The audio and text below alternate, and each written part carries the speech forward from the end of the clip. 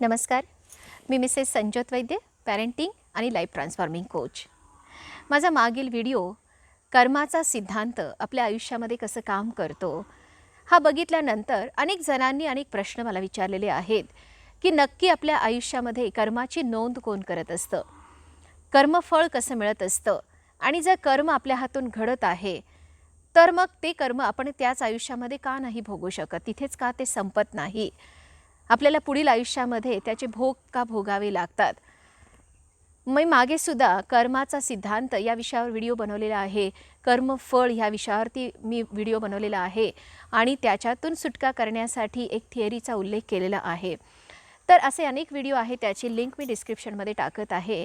पण आज जे प्रश्न मला विचारले आहेत त्याच्या निमित्ताने मी तुम्हाला काही गोष्टी या क्लिअर करू इच्छिते की तुमच्या आयुष्यामध्ये कर्माची नोंद कशी होते आणि कर्म कसं परिपक्व होतं आणि त्याचं फळ आपल्याला कसं भोगावं लागतं आणि आपल्या आयुष्यात येणाऱ्या अडचणी किंवा आपल्या आयुष्यामध्ये आनंद, सुख, समाधान हे कुठून येत असतं. कारण काहींचं आयुष्य जे आहे ते खूप छान आहे, खूप सुंदर आहे, हेवा वाटण्यासारखं आहे, पण काही मात्र आजही दलदलीमध्ये आहे, दुःखाच्या खाईत लोटलेले आहेत, आजारपणाने ग्रासलेले आहेत, मानसिक स्वास्थ्य हरून बसलेले आहेत. ह्या सगळ्या अडचणी त्यांना का येतात, एक अडचण संपत नाही तर दुसरी अडचण त्यांच्या पुढे का निर्माण होते आणि ह्या सगळ्या गोष्टी घडत असतात आपल्या कर्मांमुळे. आपण जी काही कर्म केलेली आहेत मग ही कर्म तुमची या जन्माची नसतात, तर याच्यापूर्वी जे अनेक जन्म आपण घेतलेली आहेत त्या जन्मांपासून ही जी कर्म आहेत ही आपल्या बाबतीमध्ये घडलेली आहेत. या विषयाला आपण सुरुवात करूयात, पण तत्पूर्वी आपण माझं हे चॅनल सबस्क्राईब करावं व साईडला दिलेलं बेल बटन प्रेस करावं. तर ही कर्म कुठून घडतात आणि ह्याची नोंद कोण ठेवते आणि ही कधीपासनं कर्म आपल्या आयुष्यामध्ये दाखल होत आहेत हे आपण आता बघूयात. सपोज आपण असा विचार करूयात की हा माझा पहिला जन्म नाहीच आहे, याच्या आधीसुद्धा अनेक जन्म आपण घेतलेले आहे.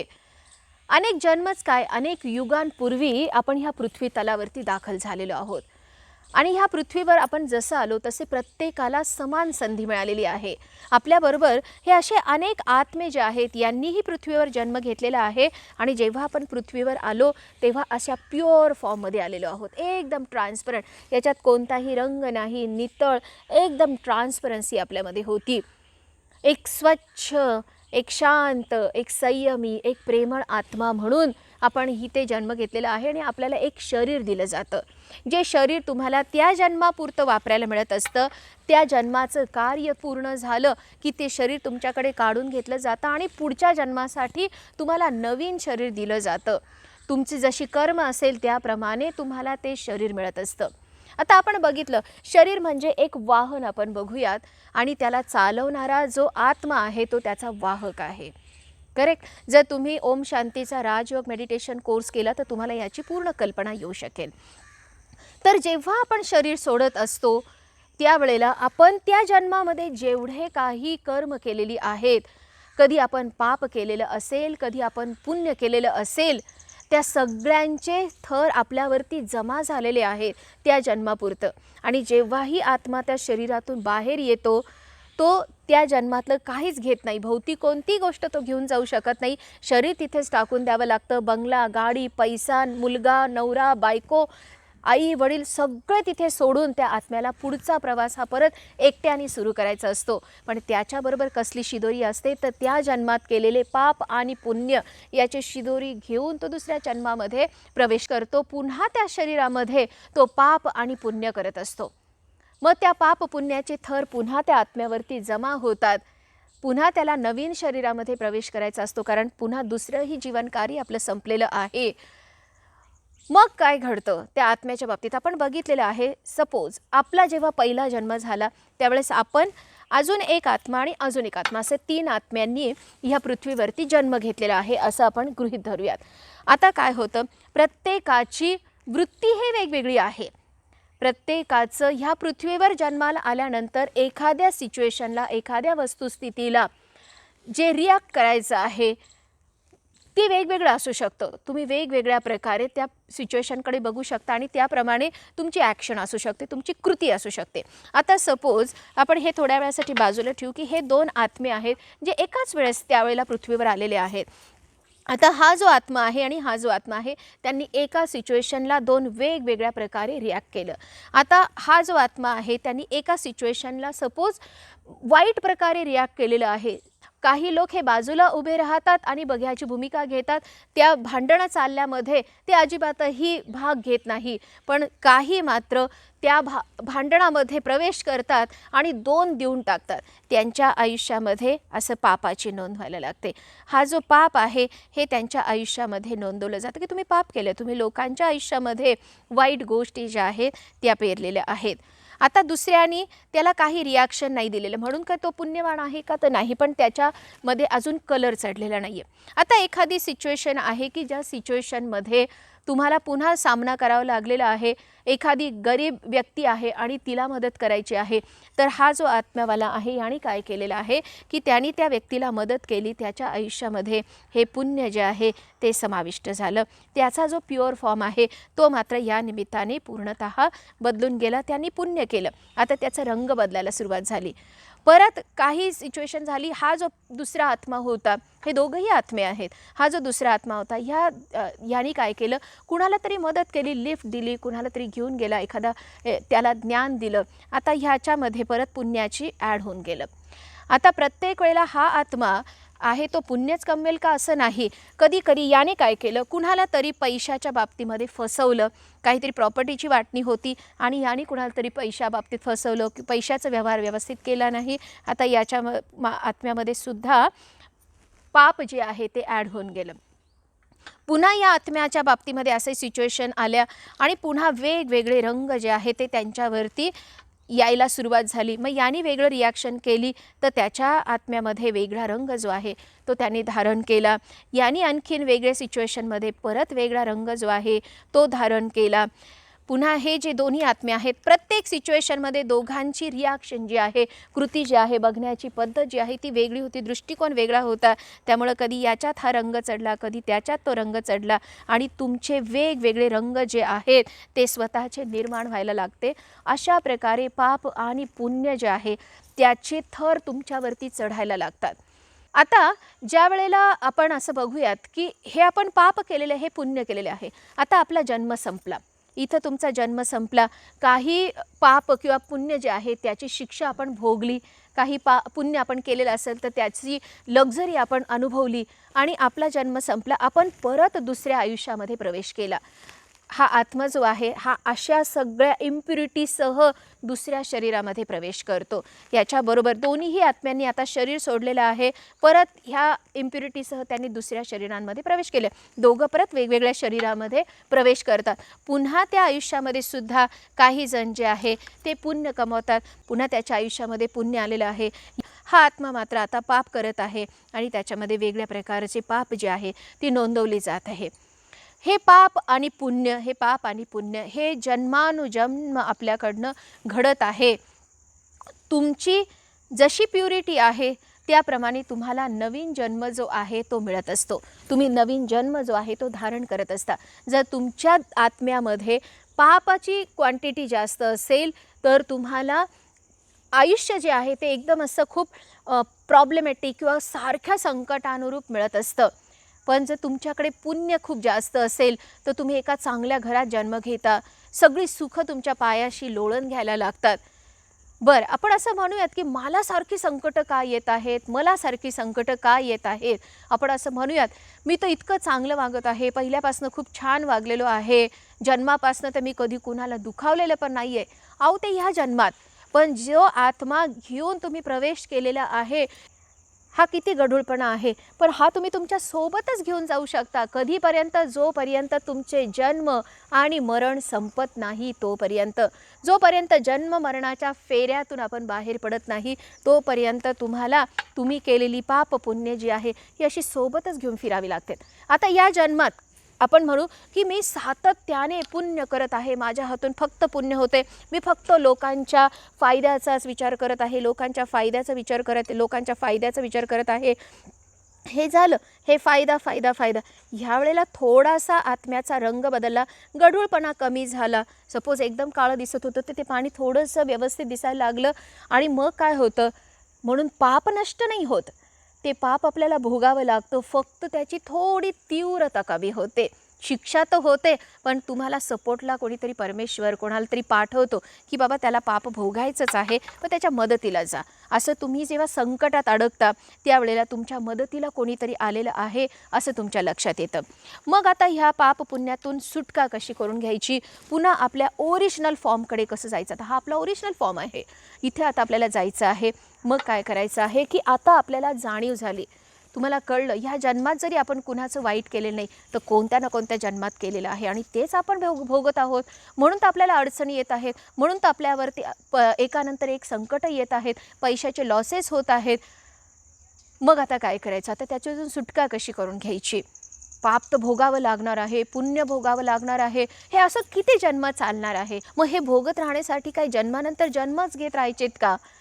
तर आपल्या संतांनी सांगितलेलं आहे की ती स्थितप्रज्ञता तुम्हाला प्राप्त झाली पाहिजे, तरच तुमचं जन्म मरणाच्या या फेऱ्यातून सुटका होऊ शकते, नाहीतर जन्म घ्यावेच लागणार आहे.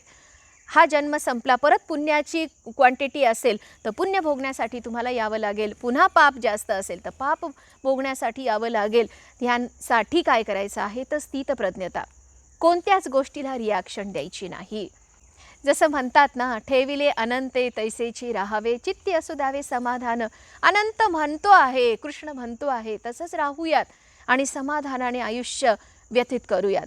तर मग मात्र कुठेतरी आपलं पाप पुण्य संपण्याची शक्यता असते, कारण तुम्ही काही रिॲक्शनच देत नाही आहात. तुम्ही सगळ्या गोष्टी भोगत तर आहात पण रिॲक्शन देत नाही, कर्म वाढवत नाही आहे. आणि आता आपल्याला कर्म नाही वाढवायची, जे जुने आहे त्याच्यातूनच आपली सुटका झाली पाहिजे. हळूहळू त्याच्यातून आपल्याला बाहेर पडायचं आहे. आणि मग एक थिअरी मी तुम्हाला सांगितलेली आहे, आणि ती थिअरी आहे हो ओपोनोची थिअरी. खरं म्हणजे ही हवाईमधली थिअरी आहे, पण आपल्या भगवद्गीतेत सुद्धा क्षमा याचना ही तितकीच महत्त्वाची सांगितलेली आहे. मग त्या थिअरीत काय सांगितलेलं आहे की तुम्हाला आता जाणीव झालेली आहे, तुमच्या हातून चूक झाली, तर आपल्याला पुन्हा ते जन्म आठवायचे आहेत. आपण तिथे नाही जाऊ शकत, पण आपल्याला पुन्हा ते जन्म आठवायचे आहे. त्या जन्मात काहीतरी चुका झाल्या हे आठवायचं आहे, आणि आत्ता या जन्मी त्या सगळ्या चुकांची माफी मागायला सुरुवात करायची आहे. कशी माफी मागायची, तुम्हाला चूक कळल्यावर आपण काय म्हणतो की I am sorry, please forgive मी. आपण असा विचार करूयात की हा तो सिद्धांत आहे हो ओपोनोचा. तर ह्याच्यातून आपण काय करणार आहे की जुनी केलेली पाप आणि जुनी केलेली पुण्य जे आहे त्याच्यातून आपण स्वतःची सुटका करून घेणार आहोत. मग कसं म्हणायचं आहे, 4 फ्रेजेस लक्षात ठेवू. पहिला आहे I am sorry, please forgive मी, माझी चूक झाली, मला माफ करा. आणि मग ही तुम्ही तुमच्या आयुष्याचे जेवढे काही प्रसंग आहेत त्यांच्यामध्ये असं टाकून देणार आहात, I am sorry, please forgive me, thank you, I love you. याने काय होतं, जसं या चॉकमध्ये हे सगळे रंग समावले गेलेले आहेत, तसे आपल्या पापाची पुण्याची तीव्रता ही कमी कमी कमी कमी व्हायला सुरुवात होते. आणि I am sorry, please forgive me, thank you, I love you. Thank you म्हणजे ते जे काही अनुभव मला मिळालेले आहे त्याच्यातनं जी शिकवणूक माझ्यासाठी महत्त्वाची ठरलेली आहे त्या सगळ्यांसाठी मी मनापासून क्षमा मागत आहे. आणि असं करत हा जो सोल आहे या सोलने असा निर्णय घेतला की नाही, आता मला माझ्या प्युअर फॉर्मकडे जायचं आहे, मी क्षमा मागणार आहे, मी फक्त प्रेम वाटणार आहे, मी आता नवीन कर्म घडू देणार नाही आहे. I am sorry, please forgive me, thank you, तुम्ही जे काही माझ्या आयुष्यात कॉन्ट्रीब्यूट केलेलं आहे त्याप्रती मी कृतज्ञता व्यक्त करत आहे. अँड आय लव्ह यू म्हणजे मला आता फक्त लोकांमध्ये प्रेम वाटायचं आहे. आणि मग असं करत करत करत करत तुमची जी काही सोलची जी इम्प्युरिटी आहे ती कमी होत जाणार आहे, ती कमी होत जाणार, तुम्ही शोषून घेणार आहात या 4 सेंटेन्सने. आधी कधी होईल की तुमच्या आयुष्यामध्ये सपोज, आणि मग असं होईल की ही इम्प्युरिटी कमी होत चालेल, इम्प्युरिटी कमी होत चालेल, आणि तुम्ही एक ना एक दिवस हे तुमच्या ओरिजिनल प्युअर फॉर्मकडे जाणार आहात. आता आपण हा चॉक टाकतोय त्याच्यामुळे पाण्याची क्वांटिटी पण कमी होते असं आपल्या लक्षात येईल. पण जेव्हा तुम्ही I am sorry, please forgive me, thank you, I love you म्हणत जाणार आहात, पाणी तर तेवढंच राहणार आहे. ते शोषणार काय आहे, फक्त इम्प्युरिटी. शोषणार काय आहे, तुमचं पाप पुण्य आणि त्याच्यानुरूप झालेली कर्म जी आहे ती शोषून घेणार आहे. आणि तुम्हाला ती जेव्हा पाप भोगायची आहे, तुम्हाला जे पुण्य भोगायचं आहे ते चुकणार नाही आहे, त्याची तीव्रता कमी होईल. तुम्ही पाप पुण्य भोगत पाप पुण्य भोगत पाप पुण्य भोगत एक ना एक दिवस अशा स्टेजला पोहोचणार आहात की पुन्हा या प्युअर फॉर्ममध्ये जाणार आहात. मग हे त्यात पाप पण नाही आहे, पुण्य पण नाही आहे, कुणाबद्दल आस्था पण नाही आहे, कुणाबद्दल प्रेम पण नाही आहे, कुणाबद्दल द्वेष पण नाही आहे, कुणाबद्दल तिरस्कार पण नाही आहे. हे आहात तुम्ही स्वतः. शांत स्वरूप, नितळ, ट्रान्सपरंट, प्रेमळ हे आपण आहोत. हे आपण अनेक जन्मात साठवलेलं आहे. हे आपण अनेक जन्मात आपण आशे बनलो आहे आणि आपण आशे बनलेले आहोत म्हणून तर आपलं आयुष्य बिघडलेलं आहे. म्हणून तर आपल्या आयुष्याची क्वालिटी जी आहे ती बिघडलेली आहे. पण आपल्याला इथून इकडं यायचं असेल तर आपल्याला होओपोनोपोनोची थिअरी ही वापरावी लागणार आहे. क्षमा याचना करावी लागणार आहे. आणि म्हणून क्षमा याचना किती वेळा करायची आहे? जितक्या वेळा श्वास घेतो तितक्या वेळा. कारण आपली क्वालिटीच तशी आहे आयुष्याची. I am sorry, please forgive me, thank you, I love you. सातत्याने म्हणायचं, सातत्याने म्हणायचं. जर तुमचं कुणाशी भांडण झालं, सपोज तुमचं कुणाशी तात्विक वाद झालेले असतील, कुणाला तुम्ही मारलं असेल, कुणाला तुम्ही दुखावलं असेल, तर लगेच आपल्याला ते पाप जे आहे ते लगेच सेटल करायचं आहे. लगेच म्हणायचं, त्याच क्षणी म्हणायचं, I am sorry, please forgive me, thank you, I love you. एखाद्या वस्तूला तुमच्याकडनं काही त्रास झालेला आहे, सजीव आणि निर्जीव ह्या दोघांच्याही बरोबरचे तुमचे जे संबंध आहेत ते आता तुम्हाला प्युअर करायचे आहेत. त्याच्यातली जी काही ब्लॉकेजेस आहेत ते आपल्याला घालवायचे आहे. आणि म्हणून निर्जीव वस्तूलासुद्धा जर तुमच्याकडं दुखवलं गेलं असेल तर त्याला म्हणायचं, I am sorry, please forgive me, thank you, I love you. प्रेम हे प्रत्येकाला हवं आहे. प्रेम हे प्रत्येकाला दिलं गेलं पाहिजे. आणि हे तुम्ही जितकं सातत्याने म्हणाल, जितकं सातत्याने म्हणाल, तुम्हाला असं चमत्कार झाल्यासारखं लक्षात येतं, अरे आपल्या आयुष्यातले प्रॉब्लेम्स कमी झालेले आहेत. अरे आपल्या आयुष्यात जे काही तीव्रतेने समोर येणार होती एखादी गोष्ट, तिची तीव्रता तितकी राहिली नाही आहे. संकटं आलेत, पण संकटातून बाहेर काढण्यासाठी कोणी ना कोणी नक्की आपल्याला भेटतं हे तुमच्या लक्षात येईल. आपले विचार बदलणारं कोणीतरी येईल, आपल्यात सकारात्मकता निर्माण करणारी कोणीतरी येईल, कोणीतरी गुरु भेटेल, कोणीतरी मार्ग दाखवेल. आणि हे तुमच्या बाबतीत नक्की घडणार आहे. तुम्ही पुन्हा ह्या प्युअर फॉर्मकडे जायचं आहे. तुम्ही एखाद्या वस्तूबरोबर, एखाद्या व्यक्तीबरोबर, एखाद्या घटनेबरोबर, एखाद्या परिस्थितीबरोबर, कुणाही बरोबर ही थिअरी वापरू शकता आणि त्यातनं सुखरूप बाहेर पडू शकता. चमत्कार व्हायला लागतील तुमच्या आयुष्यामध्ये. डॉक्टर जॉय वेटली म्हणून आहेत, त्यांनी ह्या थिअरीवर खूप छान काम केलेलं आहे. झिरो लिमिट म्हणून त्यांचं पुस्तक आहे. त्यांनी ह्या थिअरीला खूप छान पद्धतीने वापरलेलं आहे की पुन्हा आपल्या प्युअर फॉर्ममध्ये आपण कसं जाऊ शकतो, झिरो फेजमध्ये कसं जायचं आहे. आणि ही आपल्या आयुष्याची झिरो फेज आहे. आपल्याला इथं पोहोचायचं आहे. हा सगळा प्रयत्न इथं पोहोचण्यासाठी आहे, जिथं जन्म मरण सगळं संपेल. आपल्याला वैकुंठामध्ये स्थान मिळेल, आपल्याला परमेश्वराच्या चरणी स्थान मिळेल. आपण परमेश्वराच्या हृदयात वास करू, जिथे फक्त शांती, समाधान, सुख वास करत असतं. आणि त्या परमेश्वराच्या हृदयापर्यंत जर पोहोचायचं असेल तर स्वतःत आलेला हा गढूळपणा आपल्याला काढून टाकला पाहिजे. क्षणोक्षणी ते म्हणत राहा आणि ह्याचे चमत्कार बघा. जर तुम्हाला हा व्हिडिओ आवडला असेल, यात सांगितलेली थिअरी आवडलेली असेल, तुम्हाला हे पटलेलं असेल तर नक्की या व्हिडिओला लाईक करा, शेअर करा. तुमच्या मित्रमैत्रिणींनासुद्धा हे समजू देत की आपल्या आयुष्यात निर्माण होणारे जे काही संकट आहे ते आपणच निर्माण केलेले आहे, त्याची जबाबदारी आपल्याला स्वीकारली पाहिजे.